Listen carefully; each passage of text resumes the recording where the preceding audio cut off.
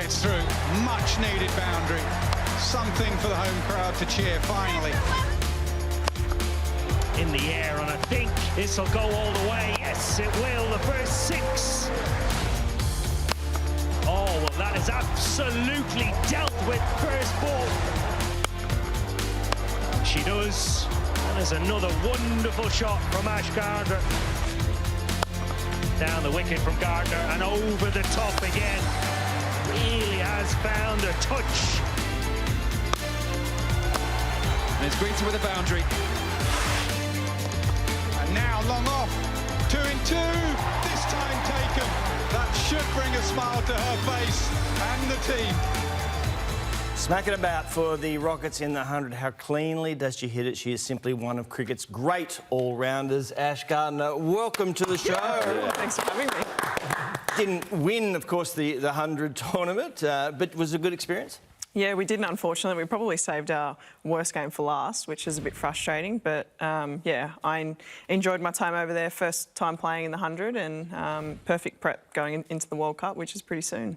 Did you get, because you were nearby, you've just got home now, did you get sneak across to Paris to see any of the Olympics? Unfortunately not. We had probably about 3 days off in a row, and that probably wasn't enough time to try and get over there and enjoy it. But unfortunately, it was also British broadcast, so I also just had to watch British athletes rather than our Aussies. Nothing worse. Well, 28, maybe LA, because the game's on there. Fingers crossed, yeah. Well, cricket's back there, Yeah. so 28, 32. Hopefully I'm still playing in Brisbane, but yeah, fingers crossed.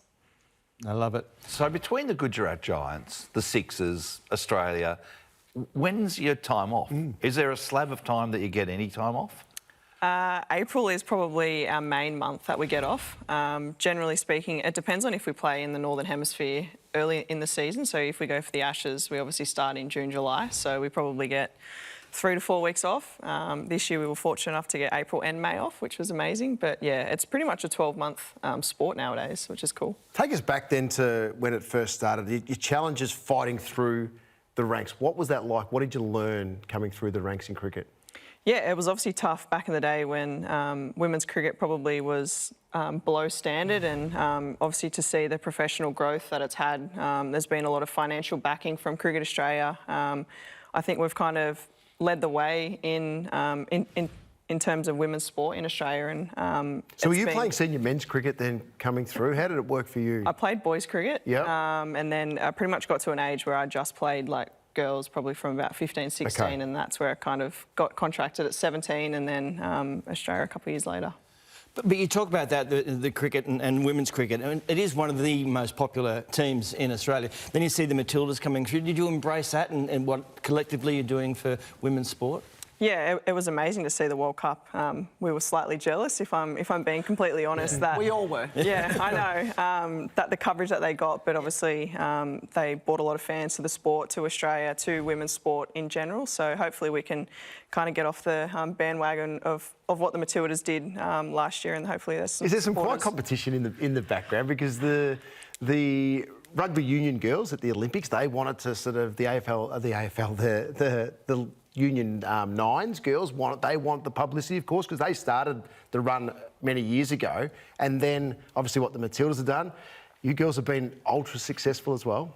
Yeah, it's obviously been tough because we had our T20 World Cup in Australia. We had 86,000 people at MCG. 2 days later, Australia was shut down. So COVID probably put a bit of a stall for women's cricket, and then obviously our lives going back to normal. The Matildas were amazing at the World Cup, and then they got the most amazing fan base. So, yeah, we were, I guess, a little bit jealous that COVID kind of happened to see where cricket could be at the moment. But, yeah, hopefully we can leverage off what we've done and also what they did as well. Hey, Ash, the World Cup's in Dubai. 44 degrees, I just had a look on the app. Is there any... How are you acclimatising to that? Sauna. Going a sauna? Yeah, we are going to the sauna. There's AM and PM sessions.